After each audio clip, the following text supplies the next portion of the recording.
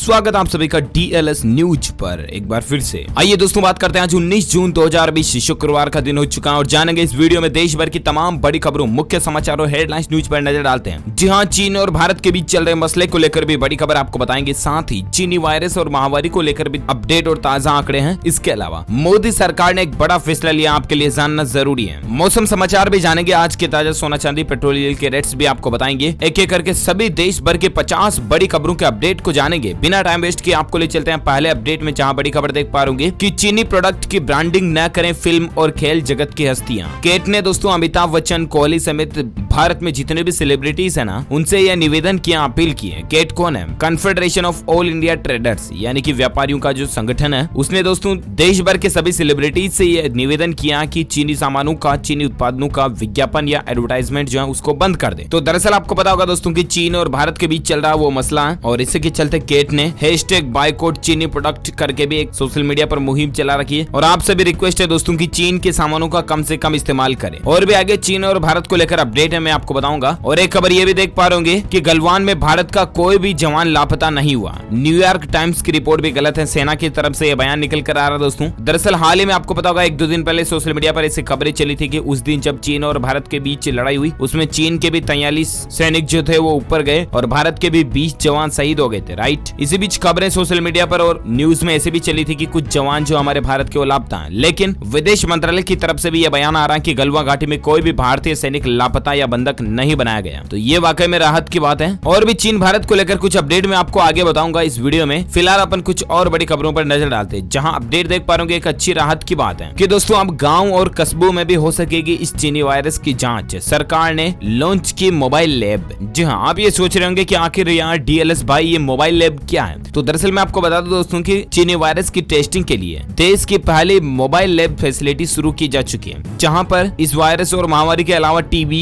HIV वगैरह इनकी भी जांच हो सकेगी। मोबाइल लैब बोले दोस्तों तो चलती फिरती लैब। जहां गुरुवार को देश की इस तरह की पहली चीनी वायरस के टेस्टिंग की मोबाइल लैब को केंद्रीय स्वास्थ्य मंत्री डॉक्टर हर्षवर्धन ने हरी झंडी दिखाकर रवाना किया। एक गाड़ी के अंदर ये लैब है जो मोहल्लों गलियों में जाकर के टेस्ट करेगी। बताया गया दोस्तों की इस तरह की ये देश में पहली मोबाइल लैब है। लैब में आपको कई तरह की आधुनिक सुविधाएं मिलेगी और एजे दोस्तों जांच करने के लिए हर आदमी हॉस्पिटल नहीं जा सकता, इसीलिए ये चलती फिरती लैब होगी, है ना। तो ये अच्छी बात है। और इसके साथ ही अगली खबर है कि भारत और चीन तनाव के बीच रेलवे ने एक बड़ा फैसला लिया। चीनी फर्म के साथ 471 करोड़ रुपए का जो एक कॉन्ट्रैक्ट था उसको साला रद्द कर दिया। जी हाँ दोस्तों, भारत और चीन के बीच सीमा विवाद और तनाव के बीच सरकार ने एक और बड़ा फैसला लिया और इस बार रेलवे मंत्रालय ने लिया दोस्तों ये फैसला। रेलवे उपक्रम dedicated freight corridor corporation limited ने चीनी firm Beijing national railway research and design institute of signal and communication company limited के साथ जो एक कॉन्ट्रैक्ट चल रहा था 471 करोड़ रुपए का, उसको आनन फानन में रद्द कर दिया। कल ही आपको पता होगा टेलीकॉम कंपनी BSNL को लेकर भी कुछ चीन के लिए फैसला किया गया था और आज ये रेलवे का अपडेट है। चलिए इसी बीच अगली खबर है भारतीय स्टेट बैंक की, यानी कि अगर SBI में आपका खाता ना दोस्तों तो ध्यान रखिएगा 21 जून को SBI की ऑनलाइन फैसिलिटी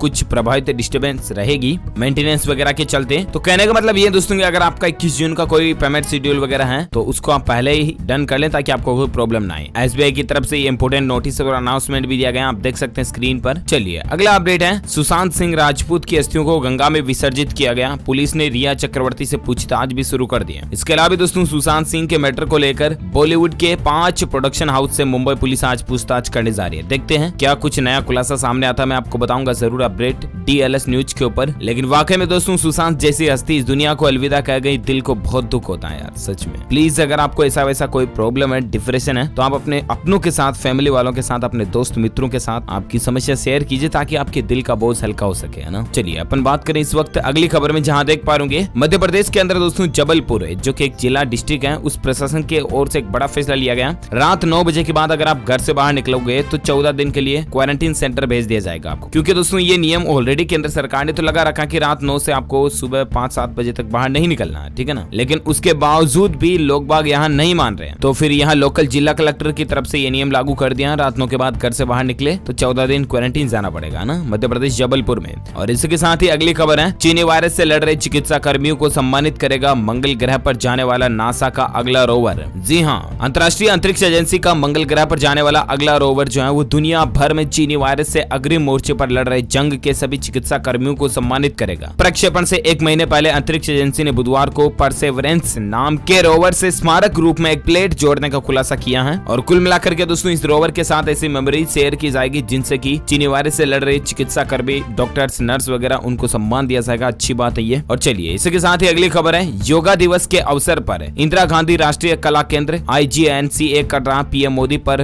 वी बुक की लॉन्चिंग। जहां 21 जून को प्रधानमंत्री नरेंद्र मोदी पर वी बुक की लॉन्चिंग की जा रही है IGNCA के द्वारा। दुनिया में अपनी तरह की इस पहली वी बुक के लेखक और निर्माता हैं वरिष्ठ पत्रकार डॉक्टर हरीश चंद्र बाणवाल, जिन्होंने लॉर्ड ऑफ रिकॉर्ड्स के नाम से वी बुक की रचना की है। 21 जून को वर्चुअल माध्यम से आयोजित होने वाले इस कार्यक्रम में देश भर के कुल 12 सभापति शामिल होंगे। We book lords of records ये पीएम मोदी के ऊपर एक बुक शेयर की जा रही है योगा दिवस के दिन, है ना, 21 जून को। इसके अलावा भी 21 जून को योग को लेकर पीएम मोदी जी ने कुछ अपील की है पब्लिक से, मैं आपको बताऊंगा आगे। फिलहाल एक अगली खबर देख सकते हैं कि ट्विटर कंपनी ने अपने सोशल मीडिया प्लेटफॉर्म ट्विटर पर एक नया फीचर जोड़ा। अगर आप भी ट्विटर का इस्तेमाल करते हो दोस्तों तो अब आप बोलकर भी ट्वीट कर पाएंगे। जहां जिस तरह से गूगल वॉइस असिस्टेंट होता है ना, आप बोलकर सर्च करते हो गूगल पर वगैरह वगैरह, राइट, उस तरह से अब आपको वॉइस ट्वीट फीचर मिलने जा रहा है। यूजर्स इसके जरिए अपनी आवाज रिकॉर्ड कर ट्वीट कर सकेंगे और इस ऑडियो ट्वीट की अधिकतम लंबाई 140 सेकंड होगी। तो इस तरह से दोस्तों अब आप ट्विटर पर वॉइस भी शेयर कर पाओगे, जिस तरह से व्हाट्सएप वॉइस मैसेज शेयर करते हैं ना, उस तरह से ना। चलिए साथ ही अगला अपडेट है, 20,000 करोड़ से उत्तर प्रदेश को गारमेंट हब बनाने की तैयारी में है मुख्यमंत्री योगी आदित्यनाथ। जहां टेक्सटाइल क्षेत्र में रोजगार की व्यापक संभावना को देखते हुए मुख्यमंत्री योगी आदित्यनाथ ने उत्तर प्रदेश को गारमेंट का हब बनाने की दिशा में प्रयास चालू कर दिए हैं और इस प्रयास से तकरीबन 20 लाख रोजगार भी पैदा होंगे। तो ये यूपी गवर्नमेंट की तरफ से एक नई और अच्छी पहल है। अगले 5 साल की गवर्नमेंट ने प्लानिंग भी तैयारी कर ली है और अच्छी बात है। कुल मिलाकर के चीनी वायरस के मौके पर लॉकडाउन की वजह से ऑलरेडी बेरोजगारी कितनी बड़ी थी, तो इस बीच सरकार ये अच्छे फैसले ले रही है कुल मिलाकर के, है ना। चलिए अगली खबर है दोस्तों, भारत ने कोई समझौता नहीं तोड़ा, चीन ने समझौते का उल्लंघन किया, ये कहना विदेश मंत्रालय की तरफ से। जी हाँ, गलवान घाटी में चीन के साथ जो भारत की आनाकानी हुई दोस्तों, उसके बाद विदेश मंत्रालय की तरफ से ये क्लेरिफिकेशन निकल कर आ रहे हैं। इसके अलावा दोस्तों गलवान वैली के अंदर इंडिया ने बड़ा ऐलान कर दिया, गलवान में भारत का कोई भी सैनिक गायब नहीं हुआ था। 1-2 दिन पहले मीडिया में ऐसी खबरें जो चली थी वो सारी बेतुकी हैं, ध्यान ना दें आप। ये कुल मिलाकर के भारत के लिए तो राहत की बात है। और इसी बीच खबर है दोस्तों कि भारत और चीन के तनाव के बीच चीनी सरकारी मीडिया ने अब पाकिस्तान और नेपाली सेना की भी धमकी दी है। जहां भारत चीन में सीमा पर जारी तनाव के बीच भारत के सख्त रुख के बाद अब चीनी मीडिया ने पाकिस्तान और नेपाली सेना की भी साथ में धमकी दी है। चीन के सरकारी समाचार पत्र ग्लोबल टाइम्स ने कहा कि भारत का चीन के साथ पाकिस्तान और नेपाल के साथ सीमा विवाद चल रहा है, भारतीय सेना को 2 या 3 मोर्चे पर दबाव का सामना करना पड़ सकता है। चीनी समाचार पत्र ने इशारों में यह बताने की कोशिश की कि कभी भारत का करीबी रहा नेपाल अब चीन की गोद में चला गया। तो दरअसल आपको पता होगा दोस्तों नेपाल को लेकर भी कुछ मसला चल रहा है, देख सकते हैं इसके रिगार्डिंग भी आप एक बड़ी खबर कि नेपाल के राष्ट्रपति ने देश के नए नक्शे पर साइन कर दिए। 3 भारतीय इलाकों पर अपना हक जता रही है सासुरी। जहां नेपाल के राष्ट्रपति विद्या देवी भंडारी ने दोस्तों काला पानी, लिपू लेक और लिपिया धुरा को शामिल कर नेपाल के नक्शे को बदलने के लिए संविधान संशोधन विधेयक पर गुरुवार को हस्ताक्षर भी कर दिए। और मतलब उनकी तरफ से कार्यवाही पक्की है ना, भारत कुछ करेगा ही नहीं, बस ये जगह उनकी।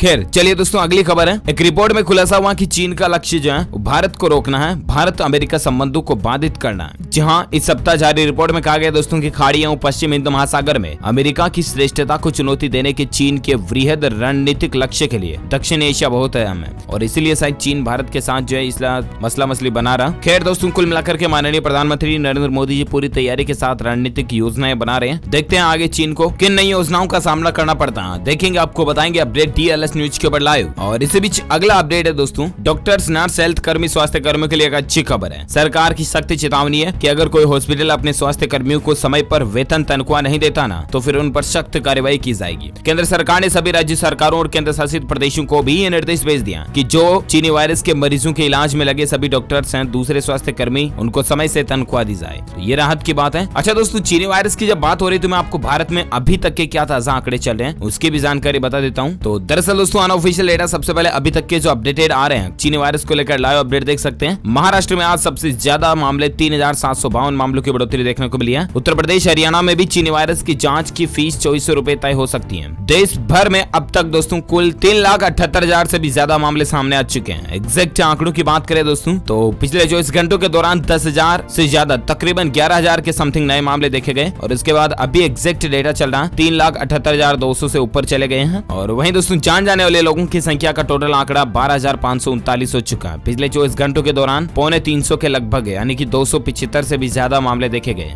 जान जाने वालों में, है ना। ये तो रहे दोस्तों अपडेटेड डेटा जो कि मीडिया रिपोर्ट्स के अनुसार निकल कर आ रहे हैं। वहीं स्वास्थ्य मंत्रालय की तरफ से जारी आंकड़ों के मुताबिक मुताबिक अभी कुछ कम रेशियो है, क्योंकि अभी तक अपडेट नहीं हुए हैं, तो इनकी डिटेल भी आप स्क्रीन पर देख सकते हैं। और इसी बीच पाकिस्तान को लेकर भी एक खबर देख सकते हैं कि चीनी वायरस के मामले 1,60,000 के पार पहुंच चुके हैं। पाकिस्तान में भी 3,000 से ज्यादा लोगों की जान जा चुकी है। और हालात ये दोस्तों कि पाकिस्तान के पास मरीजों को सुलाने के लिए जगह नहीं है, हॉस्पिटल नहीं है, पूरे बेड नहीं है, फिर भी पाकिस्तान हरकतें कैसी करता है आपको पता है। खैर छोड़ो, अपन जानते दोस्तों अगले अपडेट में आज के सोना और चांदी के ताजा रेट की। तो सराफा बाजार के उतार चढ़ाव के अनुसार दोस्तों सोने की कीमतों में 17 रुपए की बढ़ोतरी देखने को मिली। उसके बाद सोने का रेट 47,355 रुपए प्रति 10 ग्राम तक पहुंच गया। वहीं चांदी की बात करें तो चांदी में 111 रुपए की गिरावट आई और उसके बाद चांदी 48,325 रुपए प्रति किलो पर पहुंच चुकी है। चलिए अब बात करें आज के मौसम समाचार वेदर न्यूज अपडेट्स को लेकर। संपूर्ण भारत का 19 जून का मौसम पूर्वानुमान आप देख पा होंगे। अगले 24 घंटों के दौरान कोंकण, गोवा, तटीय कर्नाटक, उत्तरी केरल और उप हिमालय, पश्चिम बंगाल तथा सिक्किम में भारी मानसून बारिश जारी रहने की उम्मीद है। इसके अलावा दोस्तों पूर्वोत्तर भारत, गंगीय पश्चिम बंगाल, पूर्वी मध्य प्रदेश, बिहार के कुछ हिस्सों में और साथ ही उत्तरी छत्तीसगढ़ में हल्की से मध्यम बारिश के साथ कुछ जगहों पर भारी बारिश हो सकती है। उत्तर प्रदेश के मध्य भागों, झारखंड, उड़ीसा, तटीय आंध्र प्रदेश, आंतरिक महाराष्ट्र, अंडमान निकोबार द्वीप समूह, लक्षद्वीप में हल्की से मध्यम बारिश होने के आसार है। साथ ही उत्तराखंड, हिमाचल प्रदेश, दक्षिण गुजरात, तमिलनाडु और तेलंगाना में भी एक दो जगहों पर हल्की बारिश हो सकती है। पश्चिम राजस्थान में धूल भरी आंधी चल सकती है। इससे पहले राजस्थान के अधिकांश हिस्सों में हीट वेव का प्रचंड प्रकोप भी जारी रह सकता है। तो ये रहे दोस्तों आज के ताजा वेदर न्यूज अपडेट, मौसम समाचार। और आइए अब नजर डालते हैं देश के कुछ और प्रमुख बड़ी खबरों में अपडेट में, जहां खबर देख पा रहे होंगे कि इजराइल में दोस्तों रीयूजेबल फेस मास्क तैयार हो चुका है, जो कि चार्जर की गर्मी से चीनी वायरस को मारने का दावा करता है। एक कंपनी ने इस तरह का रीयूजेबल मास्क तैयार किया। साथ ही अपडेट है कि सुप्रीम कोर्ट ने दोस्तों भगवान जगन्नाथ की पूरी रथ यात्रा पर रोक लगा दी है। और CJI यानी कि चीफ जस्टिस ऑफ इंडिया, उन्होंने कहा दोस्तों कि अगर हमने अनुमति दी तो भगवान हमें माफ नहीं करेंगे। जहां दरअसल दोस्तों चीनी वायरस के संक्रमण के चलते सुप्रीम कोर्ट ने भगवान जगन्नाथ की रथ यात्रा पर रोक लगा दी है, जहां हर साल हजारों नहीं बल्कि लाखों की संख्या में लोग इकट्ठा होते हैं। और इस पर दोस्तों CJI बोबडे ने कहा कि अगर 10,000 लोग भी आए, गंभीर बात है ये, क्योंकि लोगों के एक साथ इकट्ठा होने पर संक्रमण फैलने का खतरा रहता है और इसलिए इस साल रथ यात्रा रद्द रहेगी। चलिए साथ ही अगला अपडेट है, कल ही दरअसल आपको पता होगा हिमाचल प्रदेश स्कूल शिक्षा बोर्ड की तरफ से 12वीं का रिजल्ट घोषित हुआ था, राइट। और ऐसे में देखिए ऑटो चालक का बेटा बना टॉपर, IAS बनना इसका सपना है। जी हाँ दोस्तों, ये तस्वीर जो आप स्क्रीन पर देख पा रहे होंगे ना, इनका नाम है प्रकाश कुमार, हिमाचल प्रदेश के कुल्लू जिला के रहने वाले हैं। इनके पिताश्री ऑटो चलाते हैं और इन्होंने 12वीं क्लास में टॉप किया पूरे स्टेट लेवल पर। कड़ी मेहनत करके इन्होंने ये मुकाम हासिल किया। वाकई में युवाओं के लिए एक बड़ा ही मोटिवेशन है दोस्तों, क्योंकि अच्छे अच्छे बच्चे जो बड़ी बड़ी कोचिंग इंस्टीट्यूट में कोचिंग करते हैं, जिनके पिता मास्टर हैं, जिनके पिता नौकरी वाले हैं, बड़े बड़े बिजनेसमैन हैं, उनके बेटा बेटे भी इस तरह की रिकॉर्ड अचीव नहीं कर पाते हैं जो रिकॉर्ड एक ऑटो चालक का बेटा ब्रेक कर गया। तो जरा देखिए, वाकई में ये युवा लड़के लड़कियों के लिए एक मोटिवेशन है।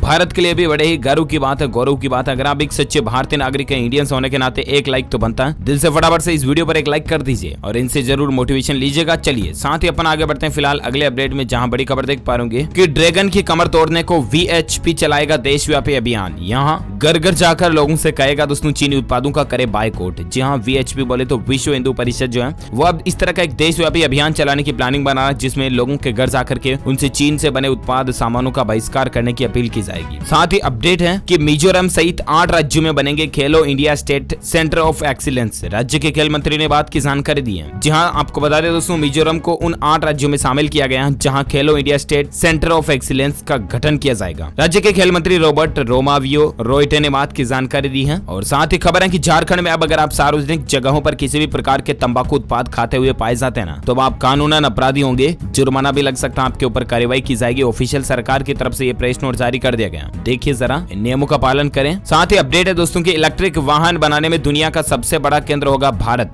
नितिन गडकरी ने यह ऐलान किया कि बहुत जल्द भारत जो है वो इस तरह का गढ़ बनने जा रहा है। और साथ ही खबर है कि हिंसक झड़प के बाद LAC पर तनाव। देखिए, प्रधानमंत्री नरेंद्र मोदी ने 19 जून को एक सर्वदलीय बैठक बुलाई है। भारत चीन के बीच क्षेत्रीय मसले को लेकर आज एक बैठक भी होने वाली है और देखते हैं इस बैठक में क्या निर्णय लिए जाते हैं। जो कोई भी अपडेट आएगा मैं आपको दिन में DLS न्यूज के ऊपर जरूर बताऊंगा। फिलहाल एक अगली खबर है दोस्तों कि तमिलनाडु में लॉकडाउन के बीच 19 से लेकर 30 जून तक राज्य में अम्मा कैंटीन लोगों को बांटेगी मुफ्त भोजन। जहां तमिलनाडु सरकार की तरफ से एक नई पहल, नई स्कीम शुरू की गई है अम्मा कैंटीन करके, जो कि लॉकडाउन के दौरान दोस्तों लोगों को भोजन मुहैया कराएगी। ये अच्छी बात है, राज्य के मुख्यमंत्री की तरफ से ऐलान किया गया। और साथ ही अपडेट है कि सरकार ने हाइड्रोक्सीक्लोरोक्वीन API एपीआई और इसके फॉर्मुलेशन के निर्यात से रोक हटा दी है। इतने दिन जो दोस्तों इसके निर्यात पर एक्सपोर्ट पर रोक लगी हुई थी, इसको अब सरकार ने हटा दिया है। और इस दवा को लेकर बीच में कुछ खुलासे भी आए थे, इसकी भी जानकारी आप देख सकते हैं। और साथ ही खबर है कि श्री राम जन्मभूमि तीर्थ क्षेत्र ट्रस्ट की वेबसाइट शुरू हो चुकी है। मंदिर निर्माण की जानकारी, लाइव आरती की सुविधा वगैरह भी आपको मिलती रहेगी। जहां इस वेबसाइट का एड्रेस है दोस्तों